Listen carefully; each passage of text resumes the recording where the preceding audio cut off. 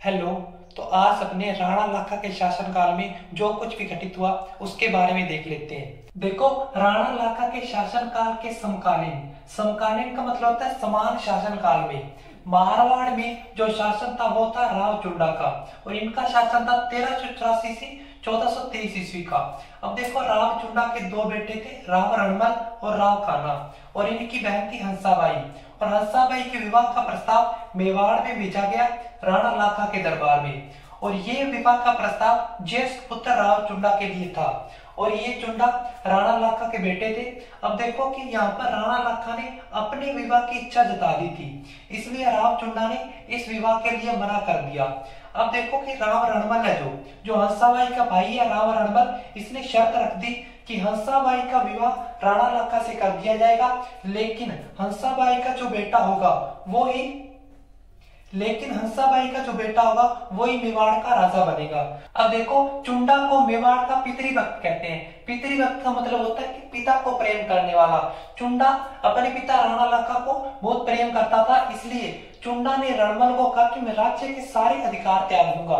मतलब क्या हुआ कि हंसाबाई ने कह दिया कि ज्येष्ठ पुत्र जो चुंडा है वो क्या है कि आगे जाकर अपने अधिकार मांगने लगेगा, यानी मेवाड़ में अपना हिस्सा मांगने लगेगा। इसलिए राव चुंडा ने रणमल को कहा कि मैं राज्य के सारे अधिकार त्याग दूंगा, और इसलिए चुंडा को मेवाड़ का भीष्म कहते हैं। अब देखो, ये भीष्म कौन था? तो महाभारत में भीष्म पितामह हुए हैं जिनका बचपन का नाम था देवव्रत, और ये देवव्रत संतान थे महाराजा शांतनु और गंगा की। अब देखो, शांतनु को प्रेम हो जाता है सत्यवती से। अब देखो, सत्यवती के पिता ने भी शर्त रख दी थी कि हस्तिनापुर का राजा सत्यवती का बेटा होगा। तो यहाँ पर जो देवव्रत है इसने भी हस्तिनापुर के सारे अधिकार त्याग दिए थे, इसलिए चुंडा की जो कल्पना की जाती है वो देवव्रत यानी भीष्म पितामह से की जाती है। अब देखो, हंसाबाई का जो बेटा होगा वो होगा मोकल, और वो यहाँ के मेवाड़ का राजा बनेगा। अब देखो, महाराणा लाखा की शर्त के अनुसार मोकल को अपना उत्तराधिकारी घोषित कर दिया, यानी महाराणा लाखा ने मोकल को अपना उत्तराधिकारी घोषित कर दिया, और महाराणा लाखा की मृत्यु हो जाती है 1421 ईस्वी में।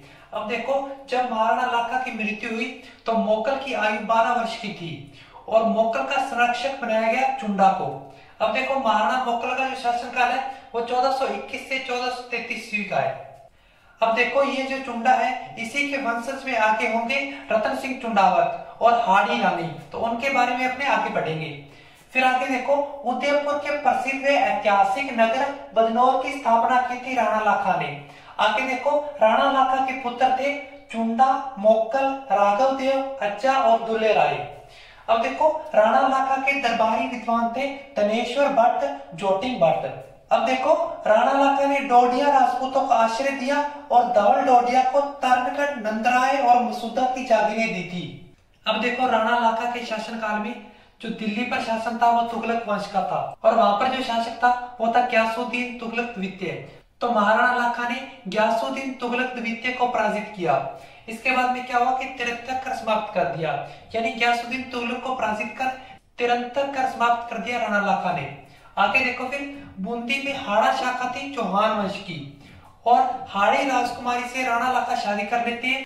फिर देखो, हाड़ी रानी से महाराणा लाखा ने पूछा कि चित्तौड़गढ़ कैसा लगा, तो हाड़ी रानी ने कहा कि बूंदी के किले से अच्छा नहीं है, यानी तारागढ़ दुर्ग से अच्छा नहीं है।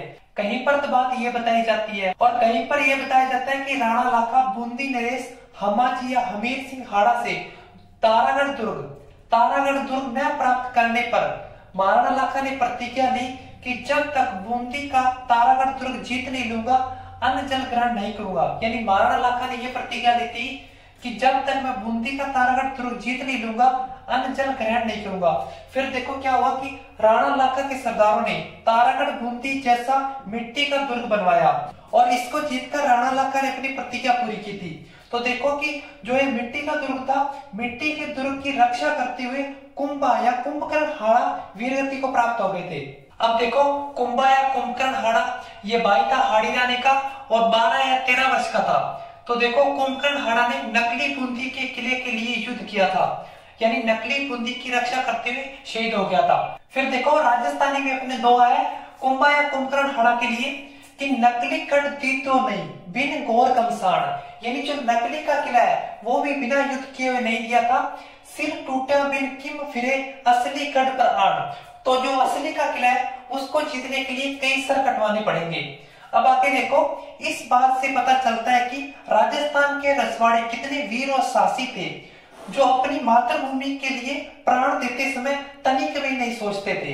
तो आज हमने राणा लाखा के शासनकाल के बारे में देखा, उनके शासनकाल में जो कुछ भी घटित हुआ उनके बारे में देखा। अब राणा लाखा के बाद में उनके बेटे मोगल मेवाड़ के राजा बनेंगे, उनके बारे में अपने नेक्स्ट वीडियो में देखेंगे।